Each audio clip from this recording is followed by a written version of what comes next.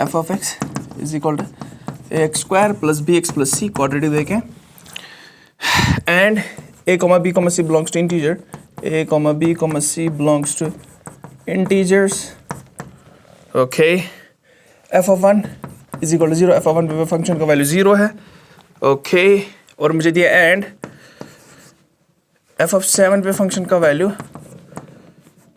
50 से बड़ा और 60 से कम. ठीक है ना. f of 7 lies between 60 and 50 and f of 8 जो है is it f of 8, yes, 70 और 80 के बीच में, 70 से बड़ा और 80 से छोटा. ठीक है ना. Find f of 10. तो we have to find f of 10. अच्छा, अब क्वेश्चन की स्टेटमेंट पे फोकस करते हैं. पहले क्वेश्चन हमसे मांग क्या रहा है. ठीक है ना. f of x is equal x square plus b x plus c equals to 0. Okay then, and ABC belongs to integer, f of 1 is equal to 0. तो पहली बात जो इसने की है ना, वो बोले कि फंक्शन का वैल्यू 1 पे 0 है. तो कुछ नहीं, फंक्शन को लिया, उस पे 1 का वैल्यू डाला. तो f of 1 का मतलब फंक्शन में 1 डाला यहाँ पे. तो आ जाएगा a into 1 which is a, b into 1 which is b, and c into 1 which is c. And इस पे फंक्शन का वैल्यू क्या है? 0. मतलब f of 1 पे फंक्शन का वैल्यू 0 है. f of 1 मतलब फंक्शन में 1 डाला, उस पर वैल्यू को 0 कर दिया. तो इसको पहला स्टेटमेंट बोल के यहीं पर छोड़ दिया. इसने पहली चीज़ क्या लिखी है? f of 7 मतलब फंक्शन में 7 डाल दो, वहाँ पे वैल्यू क्या आएगा? 60 से छोटा. तो 7 यहाँ पे डालेंगे पहले. तो 7 का स्क्वायर आ रहा है मुझे यहाँ पे, 7 का square into a plus 7b plus c is lesser than 60. मैंने कुछ नहीं किया, फंक्शन में 7 डाला, यहाँ पे वो वैल्यू डालता गया. ये 50 से बड़ा और 60 से छोटा होगा. अच्छा, अंदर ही अंदर दिख रहा है 50 इज लेसर देन, यहाँ से आ जाएगा 49a plus 7b plus c is lesser than 60. Right. अब एक्चुअली में मुझे सी पता है सी क्या है. ओरिजिनल पहले क्वेश्चन को अगर देखूं, सी यहाँ से क्या आ जाएगा? इस ए को वहाँ फेंका, तो सी अगर यहाँ से निकालूं तो माइनस ए माइनस बी आ जाएगा, क्योंकि सी के लिए सॉल्व किया तो ए वहाँ गया माइनस ए, ये बी हो गया माइनस बी. तो सी के बदले माइनस ए माइनस बी डालूंगा. तो नेक्स्ट स्टेप क्या दिख रहा है मुझे? 50 is lesser than 49a plus 7b minus a minus b is lesser than 60. Right. अच्छा, तो 49a में एक काटा 48a, 7b में एक बी कटा 6b. राइट. तो अंदर ही अंदर दिख रहा है 50 is lesser then 48a, okay, plus 6b is mathematically laser than 60. Right. अच्छा, अब ये जो इनइक्वालिटी है, इसमें एक्चुअली मुझे दिख रहा है 6 कॉमन. 48a में से और 6b में 6 कॉमन निकाल सकते हैं. तो नेक्स्ट स्टेप क्या होगा? 6 कॉमन निकालो यहाँ से तो 50 हो गया, तो 50 जो रखा, लेफ्ट साइड में आ जाएगा यहाँ पे 6 कॉमन निकाल के ऐसे, और यहाँ पे 8 है, तो अंदर बचा 8a प्लस b. तो अंदर क्या बच रहा है? 8a plus b is lesser than 60. Right. यहाँ तक तो गया. अच्छा, और थॉट लगाते हैं. अब 6 है ना यहाँ पे मल्टीप्लाई में, तो दोनों साइड से इनइक्वालिटी में डिवाइड कर सकते हैं, और 6 इज द पॉजिटिव नंबर.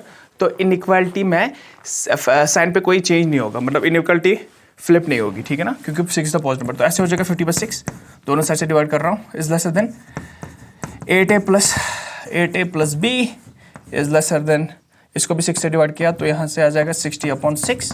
तो लेफ्ट साइड से कुछ आ रहा है, 50 को 6 से डिवाइड किया तो 8 point something will pop up दिए. ठीक है ना, 8 पॉइंट कुछ आ जाएगा, 6 यहाँ से आ जाएगा b इज लेस, यहाँ से आ जाएगा 10. 60/6 10 होता है. अब यहाँ से आपको पता है कि a and b are integers. According to question a and b are integers. तो इंटीजर 8 तो इंटीजर है, a भी इंटीजर है अकॉर्डिंग टू क्वेश्चन, तो ये पूरा हमें इंटीजर देगा. ठीक है ना, b भी इंटीजर है, तो इंटीजर प्लस इंटीजर इंटीजर होगा. तो मतलब ये जो नंबर से 8a प्लस b ये इंटीजर होना चाहिए. अब इस इंटीजर को 8 से बड़ा विच इज 8 पॉइंट समथिंग और 10 से छोटा, 8 से बड़ा और 10 से छोटा जो इंटीजर होता है दैट इज ओनली 9. तो एक इंटीजर है, तो मतलब बीच वाला ये जो नंबर है ये होना चाहिए 9 के बराबर, क्योंकि it is only one possibility that is 9. तो यहाँ से हमें एक इक्वेशन आ गई. ठीक है ना, तो दूसरी इक्वेशन हमें यहाँ से आ जाएगी, तो ए और बी के लिए आराम से सॉल्व कर पाएंगे. अच्छा, अब हम दूसरी इक्वेशन पे आ जाते हैं. Okay, let's move to the second equation. Second क्या बोल रहा है? f of 8, मतलब इसी फंक्शन में क्या डाल दो? 8 डाल दो. अगर यहाँ पे 8 डालेंगे, 8 का स्क्वायर 64, तो मुझे दिख रहा है 64a प्लस 8b आ जाएगा, क्योंकि x के बदले 8 डाल रहा हूँ प्लस c लास्ट वाला इज लेसर देन 80. कुछ नहीं कर रहा हूँ, फंक्शन में f of 8 डाल रहा हूँ, इसको 70 से बड़ा होना चाहिए और 80 से छोटा होना चाहिए. अच्छा, और थॉट लगाते हैं. फिर से किया 70. अभी हमने लिखा था c को क्या लिख सकते हैं? माइनस ए माइनस बी, ये पहले वाले में भी लिखा है, यहाँ पे भी लिखा, क्योंकि हमें पता है सी माइनस ए माइनस बी के बराबर है और इसको 80 से छोटा होना पड़ेगा। अच्छा 64 यहाँ पे एक काटा, 63 इसमें से एक काटा तो 7b, तो फिर से आएगा 70 और यहाँ से जाएगा 63a। Okay, this will be 7b is lesser then 80, right? यहाँ तक तो ठीक है। अब फिर से इन दोनों में 7 कॉमन निकाल सकते हैं, so if you can say that we can get the 7 out. अच्छा पहला इक्वेशन 8a प्लस b है, तो इसको नीचे लिखते हैं 8a plus b equals 9, so that we can, पहला इक्वेशन ये है, ठीक है ना, जो हमें निकला था। अच्छा यहाँ पे आप क्या करेंगे, करते जाएंगे। अच्छा नेक्स्ट स्टेप क्या होगा, यहाँ से 7 कॉमन निकाला तो it will be 70 is lesser then 7 और अंदर ही अंदर बचेगा 9a plus b is lesser then 80। 7 से फिर से डिवाइड लगा, 7 से यहाँ से डिवाइड लगाने पे 10 बचेगा, यहाँ से बचेगा 9a plus b is lesser then 80। 80 को 7 से डिवाइड लगा, कितना बचेगा 11 पॉइंट समथिंग, राइट? तो 10 is lesser then 9a plus b 11 point something. अब फिर से a इंटीजर है, b इंटीजर है, तो ओवरऑल ये पूरा number 9a plus b integer होना चाहिए। तो ये इंटीजर 10 से बड़ा और 11 पॉइंट समथिंग से छोटा, तो मतलब 10 और 11 पॉइंट, मान लिया 3 या 4, उसके बीच में जो इंटीजर आता है वो खाली 11 है, तो इसका 11 होना पड़ेगा। तो 9a, यहाँ पे लिखता हूँ इसको, 9a plus b is equal to 11। तो अब मेरा दूसरा इक्वेशन भी आ गया। अब सीधे सबट्रैक्ट करूँगा फर्स्ट एंड सेकेंड, सबट्रैक्ट करता गया क्योंकि मुझे ए या बी निकालना है। तो 9a में से 8a गया, ठीक है ना, एलिमिनेशन मेथड से कर रहा हूँ, तो 1 बचेगा, b से b कटा तो लेफ्ट साइड से a बचा, 11 में से 9 हो गया 2, तो a का वैल्यू क्या आ गया, a इज इक्वल टू 2, तो a का वैल्यू 2 आ गया, ठीक है ना। b यहीं से निकालते हैं, a का वैल्यू यहाँ पे 2 डालो, तो 8 इंटू हो गया 16 को वहाँ फेंका, 9 माइनस 16 आ जाएगा -7, तो b का वैल्यू -7 आ जाएगा। a का वैल्यू यहाँ पे डालो, b आ जाएगा, तो b आ जाएगा -7। अच्छा ठीक है ना। अब c के बारे में बात करेंगे। c जो है वो -a प्लस b है, -a माइनस b है, तो c -a तो 2 है तो -2 और b है -7 आई गेस, हाँ b -7 है तो -7 अपना ही माइनस है -7, तो यहाँ से चमका -2 प्लस 7 हो गया 5, तो c का वैल्यू 5 आ गया। तो एक्चुअली जो फंक्शन होगा ना वो हो जाएगा f of x is equal to a का वैल्यू कितना है हमारे पास 2, तो आ जाएगा 2x² प्लस b कितना है, b है 7x -7x प्लस c हमारे पास अभी 5 है। तो अब f ऑफ 10 निकालना है, मतलब यहाँ पे 10 डालना x के बदले, तो 2 इंटू 10 का स्क्वायर -7 इंटू 10 प्लस 5, तो आंसर आ जाएगा। a, b और c निकाला, फिर फंक्शन में वापस x के बदले 10 डाला, you will get your answer. Okay, let's move to the next problem. Let's keep going. Let's move to the third problem.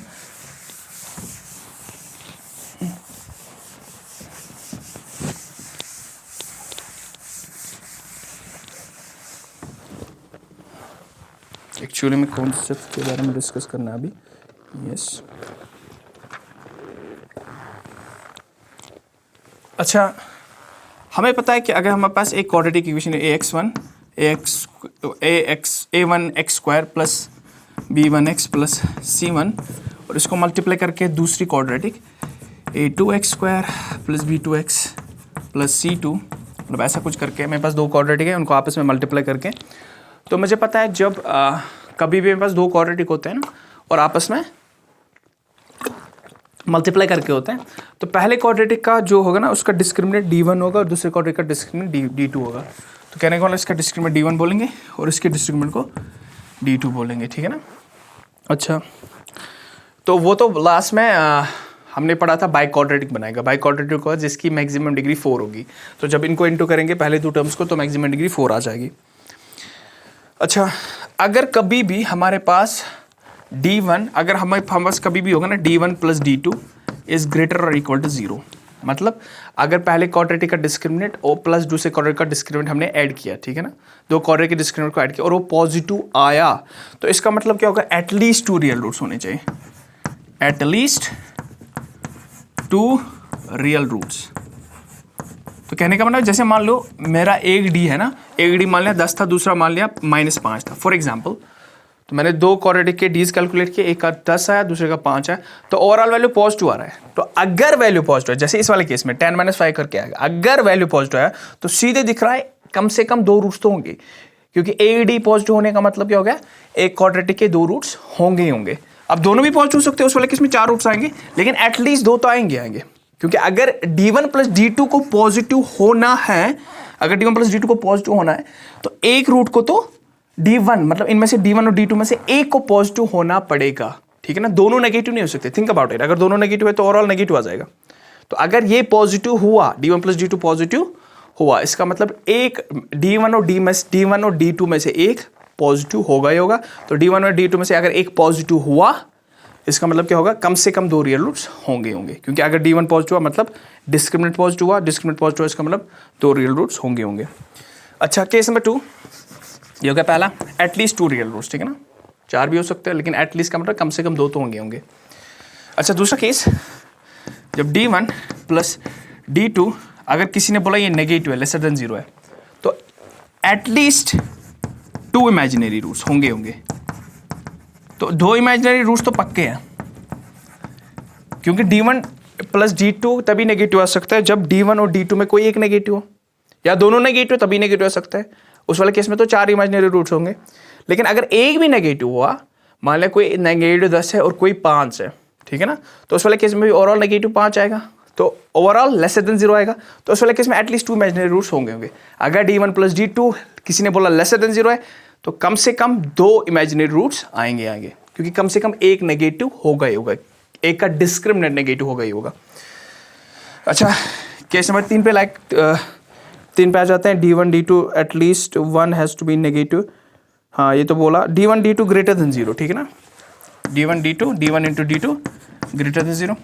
अगर कभी भी d1 d2 ग्रेटर देन 0, इसका क्या मतलब हुआ, एक का डिस्क्रिमिनेंट इंटू दूसरे का डिस्क्रिमिनेंट, पॉजिटिव इंटू पॉजिटिव हमेशा पॉजिटिव देगा, नेगेटिव हमेशा। तो ऐसे केसेस हो सकते हैं, या तो दोनों पॉजिटिव हो जाए तभी पॉजिटिव देगा, या तो दोनों नेगेटिव हो जाए तब भी पॉजिटिव देगा। तो उस वाले केस में दोनों अगर पॉजिटिव है, इसकी वजह से 2 रूट्स, इस d1 की वजह से 2 रूट्स, एक क्वाड्रेटिक का डिस्क्रिमिनेंट, दूसरे क्वाड्रेटिक की वजह से और 2 रूट्स, तो 4 रियल रूट्स, ठीक है ना, 4 रियल रूट्स। या तो 4 रियल रूट्स हो सकेंगे, या अगर दोनों, या तो दोनों नेगेटिव होंगे, उस वाले केस में 4 इमेजिनरी रूट्स। तो इस वाले में 2 केसेस बन सकते हैं, या तो चारों इमेजिनरी रूट्स हो जाए, या तो चारों रियल रूट्स हो जाए, ठीक है ना। लास्ट वाला केस नंबर 4, जब d1 × d2 लेसर देन 0 हो जाए। अच्छा, जब ये लेसर देन 0 हो जाएगा, d1 × d2 लेसर देन 0, इसका मतलब एक को नेगेटिव होना पड़ेगा, एक को डेफिनेटली पॉजिटिव होना पड़ेगा, तभी ये नेगेटिव बन सकता है। तो इसका मतलब 2 रियल रूट्स, 2 इमेजिनरी रूट्स और 2 रियल रूट्स, तो 2 इमेजिनरी 2 रियल, ठीक है ना। इसमें ऐसा होगा कुछ। So in this case we'll have exactly one of them is negative or positive, मतलब 2 imaginary 2 real. Okay, let's move to the next. Yes, let's move to the problem now.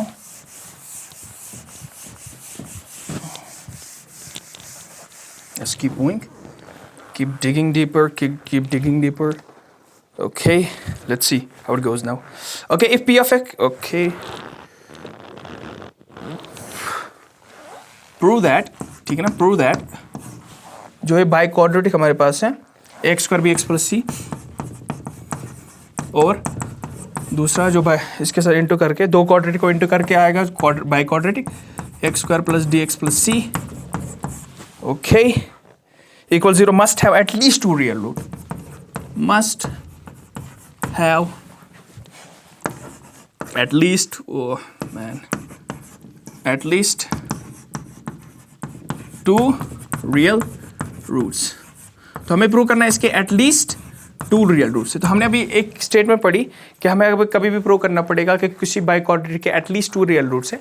तो उसमें हम क्या प्रूव करते हैं, d1 + d2 पॉजिटिव दिखा दो, greater than 0 और इक्वल टू 0 दिखा दो, ठीक है ना। अगर हम भी दिखा पाए कि d1 + d2 ग्रेटर देन 0 है, and in simple words positive है, तो ये ऑलवेज क्या होगा, हमेशा ही ये क्या बोलते हैं इसको, इसका एटलीस्ट 2 रियल रूट्स होंगे, ठीक है ना। तो d1 मतलब इसका d1 देखेंगे तो पहले लिखेंगे, है क्या मेरे पास दिया हुआ, ax² + bx + c, और दूसरा दिया है ax² + dx + c, राइट, ये दिया है मुझे। तो इसका D1 कैलकुलेट किया, इसको D1 बोल दे, इसके डिस्क्रिमिनेंट को। D1 क्या हो जाएगा, B square minus 4ac, B मतलब इसका x का कोएफिशिएंट, 4a तो a ही है और c तो c है, right. B square minus 4ac मतलब इसका D1 कैलकुलेट किया, ओके, प्लस कर रहा हूँ, D1 प्लस D2 करूँगा। तो अगर मैं एक पॉजिटिव दिखा पाया तो definitely it will have exactly 2 real roots, ठीक है ना, 2 रियल, एटलीस्ट 2 रियल रूट्स होंगे। अच्छा, यहाँ पे इसका डिस्क्रिमिनेंट कैलकुलेट तो इसका आएगा d स्क्वायर, क्योंकि इसका b का काम d कर रहा है, d स्क्वायर माइनस 4a तो a है और c तो c है, राइट। अब देखो मैं प्लस कर रहा हूँ, D1 प्लस D2 किया तो 4ac, ये वाला कटेगा, सॉरी ये minus c, I guess I made a mistake here, या it's minus c in the second, या तो यहाँ पे माइनस c आ जाएगा, तो यहाँ पे भी माइनस आ जाएगा, उसकी वजह से यहाँ पे प्लस बनेगा, प्लस वाला 4ac माइनस वाला 4ac कटेगा, तो दुनिया में बचा b square plus d square. तो कैसे है, कुछ नहीं किया, इसका b square minus 4ac calculate किया, इसका b square minus 4ac calculate किया, दोनों को जोड़ा और ये दिखाऊंगा ये ग्रेटर देन और इक्वल टू 0 है। तो यहाँ पे अब ओवरऑल ये बचा 4ac तो कट गया, b स्क्वायर d स्क्वायर और d स्क्वायर हमेशा पॉजिटिव होगा या जीरो हो सकता है, क्योंकि ये दोनों नंबर्स का स्क्वायर करके, तो ये तो हमेशा या तो पॉजिटिव होगा या जीरो होगा, तो हो गया प्रूफ। इसका b square D1 plus D2 क्या आ गया, ग्रेटर देन और equal to 0 mathematically.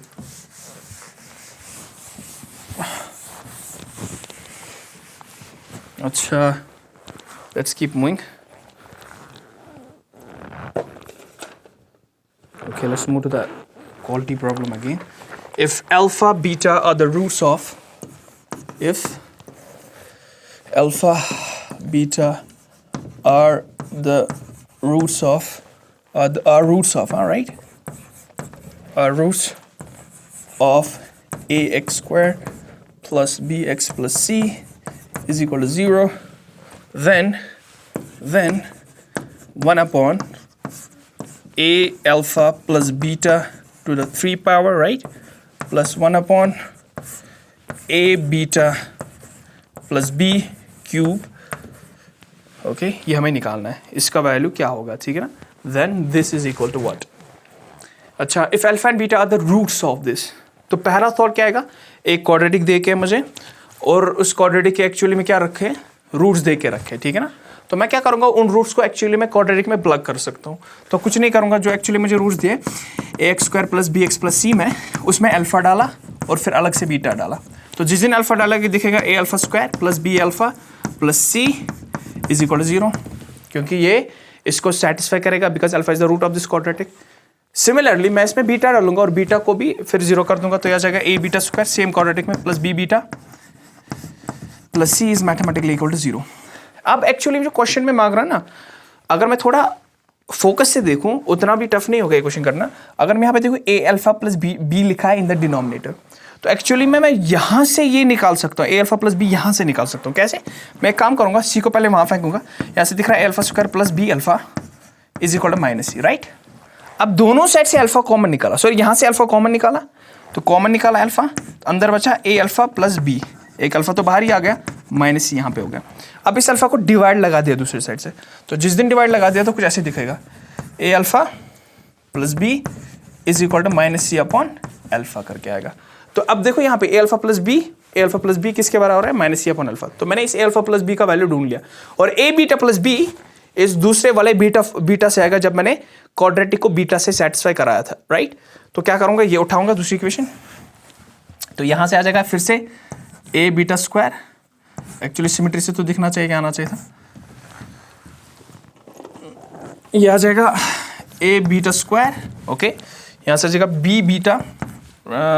b beta yes, c को वहाँ फेंका तो माइनस c, फिर से यहाँ से बीटा कॉमन निकाला दोनों में, तो बीटा कॉमन, तो अंदर बचा a beta plus b sorry is equal to minus c, और यहाँ से बचा a बीटा प्लस b, इस बीटा को डिवाइड में ले गए उससे मल्टीप्लाई में, तो ऐसे आ जाएगा कुछ, राइट। तो अब देखो a बीटा प्लस b मुझे आएगा c upon minus c upon beta के बराबर। अब कुछ नहीं, ये दोनों वैल्यू उठा के ओरिजिनल जो चाहिए उसमें प्लग करूँगा।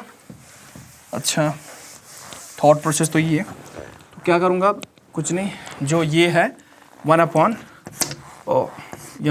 ए अल्फा प्लस बी मुझे पता है, ए अल्फा प्लस बी मुझे सी अपॉन माइनस अल्फा के बराबर है, सी अपॉन माइनस अल्फा का होल क्यू प्लस 1 अपॉन ए बीटा प्लस बी अभी निकाला मैंने, माइनस सी अपॉन बीटा के बराबर, तो माइनस सी अपॉन बीटा के बराबर। दिख रहा होगा कितना छोटा हो रहा है क्वेश्चन। अच्छा, अब क्या कर सकते हैं, अल्फा क्यूब ऊपर चढ़ेगा, ठीक है ना, नीचे बचा माइनस सी क्यूब, ठीक है ना, और सी क्यूब को एलसीएम दिख रहा ही होगा, ऊपर बचेगा alpha cube beta cube upon c cube, LCM आ गया माइनस सी क्यूब। अब एक काम कर सकते हैं, इस माइनस सी क्यूब को बाहर निकालेंगे तो 1 अपॉन सी क्यूब निकलेगा, लेकिन माइनस के साथ माइनस को ऊपर चढ़ा है, अंदर बचा alpha cube plus beta cube. अच्छा, तो सम ऑफ द रूट्स और प्रोडक्ट रूट्स तो पता है मुझे, लेकिन alpha cube plus beta cube में मतलब करना थोड़ा मुश्किल हो जाएगा। तो अब नेक्स्ट थॉट क्या है, इसको कुछ ऐसा बनाओ ताकि अल्फा प्लस बीटा और अल्फा इंटू बीटा में बन जाए। जो क्यूब है इसको अल्फा प्लस बीटा या अल्फा इंटू बीटा में बनाने की कोशिश करते हैं, ठीक है ना। अच्छा, फॉर्मूला अगर याद होगी क्या कर सकते हैं, alpha cube plus beta cube को कैसे खेलते हैं हम हमेशा। अल्फा क्यूब जो बीटा क्यूब होता है ना, कभी भी अगर मेरे पास वो alpha cube plus beta cube, generalize कर रहा हूँ, x cube plus y cube की बात कर रहा हूँ, तो यहाँ पे अल्फा क्यूब, तो इसको लिख सकते हैं हम हमेशा alpha plus beta whole cube minus 3 alpha beta into alpha plus beta. तो क्या लिखा मैंने, अल्फा प्लस बीटा का whole cube minus 3 into alpha into beta into alpha plus beta. तो जिस दिन आप इसको खोलोगे तो खाली ये दो टर्म्स बचेंगी, तो इसको खोल के दिखाता हूँ। अल्फा प्लस बीटा का होल क्यूब होता है अल्फा क्यूब प्लस 3 अल्फा, पहले का 3 अल्फा इंटू बीटा स्क्वायर, दूसरे का स्क्वायर प्लस 3 फिर अल्फा स्क्वायर, ओप्स गलत हो गया, चलेगा, तो alpha square into beta plus beta cube, right, ऐसे होता है। तो आपको पता होगा ना एक्स प्लस वाई का होल क्यूब इसके बराबर होता है, तो इसको खोला ऐसे, फिर यहाँ पे क्या लिखा है, एक्चुअली में यहाँ पे लिखा है 3 अल्फा बीटा अल्फा स्क्वायर, मतलब 3 अल्फा स्क्वायर बीटा, और दूसरी टर्म लिखिए 3 alpha into beta beta square, मतलब 3 अल्फा बीटा स्क्वायर। अब आपको दिख रहा होगा ये टर्म इन दोनों टर्म्स के साथ कैंसिल हो रही है, इसके साथ और इसके साथ, तो मतलब ये और ये कैंसिल हो गई, तो दुनिया में खाली बचा alpha cube plus beta cube. तो आपको याद रखना है alpha cube plus beta cube को लिख सकते हैं, because it will be pretty important in case of theory of equations, आगे भी काम आएगा, बहुत ही काम आएगा, although you must have already studied that in your 9th class I guess, but याद नहीं, कोई मसला नहीं है। तो alpha cube plus beta cube को लिख सकते हैं कभी भी क्वाड्रेटिक में, इसको कन्वर्ट करने के टाइम पे अल्फा प्लस बीटा का whole cube minus 3 alpha beta into alpha plus beta, right.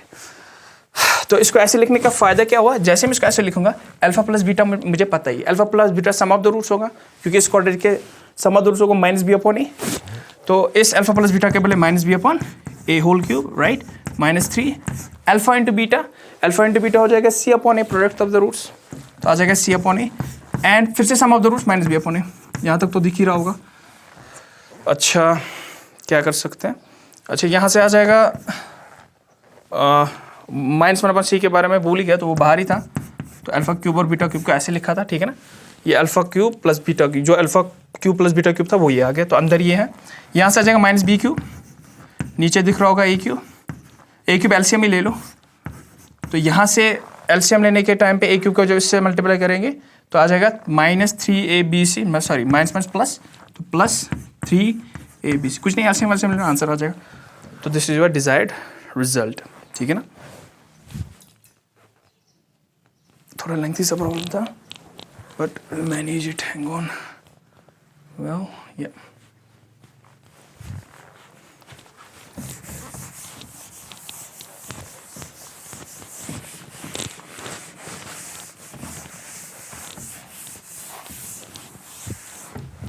okay, let's keep on moving, let's move to the next problem.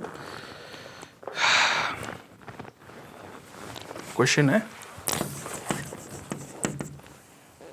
alpha square plus 3 is equal to 5 alpha and beta square is equal to 5 beta plus 3, right? If I'm not wrong, 5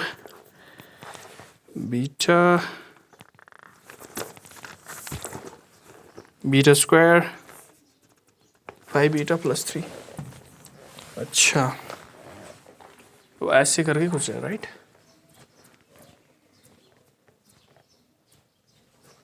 नहीं, 3 इस side से, sorry, अब I just made a mess, 3 यहाँ से, तो प्लस 3 is equal to 5 beta, या beta square plus 3 is equal to 5 beta. Okay, let me rub it up first, it makes the mess. Beta square plus 3 is equal to 5 beta. तो इस question को देख के तो मुझे क्या ढूंढना क्या है मुझे, then the value of alpha plus beta, then alpha plus beta ढूंढना है मुझे। तो एक्चुअली मैं जैसे प्रॉब्लम को पहली बार देखता हूँ ना, तो मुझे पता चलता है ये एक्चुअली में एक क्वाड्रेटिक है, जिसमें ये एक्स स्क्वायर का काम कर रहा था, ये कांस्टेंट था, और ये 5x टाइप था, है ना। सिमिलरली ये लग रहा है आपको सीधे किसी एक्स स्क्वायर टर्म में बीटा डाला है और यहाँ पे x के बदले बीटा डाला है। तो एक्चुअली अब आप एक साइड से अगर उसको लोगे तो ये कुछ ऐसे, alpha square minus 5 alpha plus 3 is equal to 0। तो आपने क्या किया एक्चुअली में, आपने क्वाड्रेटिक में यहाँ पे अल्फा डाला और यहाँ इसमें डाला beta square minus 5 beta plus 3। तो दोनों ही तो एक ही है, एक ही शक्ल है दोनों की, बट एक बार अल्फा डाला है, दूसरी बार बीटा डाला है। क्योंकि किस में डाला होगा, x square minus 5x, beta के बदले x लिखा, इसके बदले x लिखा, क्योंकि x में ही मैंने बीटा और अल्फा डाला है, प्लस 3 इज इक्वल टू 0। तो ये तो क्वाड्रेटिक बन गया। अगर क्वाड्रेटिक का सम ऑफ द रूट जो होता है ना, सम ऑफ द रूट्स, वो सम ऑफ द रूट्स क्या होता है क्वाड्रेटिक के लिए सम ऑफ द रूट्स होता है माइनस बी अपॉन ए, तो माइनस 5 अपॉन ए मतलब 1, तो 5 आएगा। अल्फा प्लस बीटा ही चाहिए था ना, तो alpha plus beta is mathematically 5, right. Okay, so we'll keep on digging with the problems of G main and advance. So till then, see you in the next video.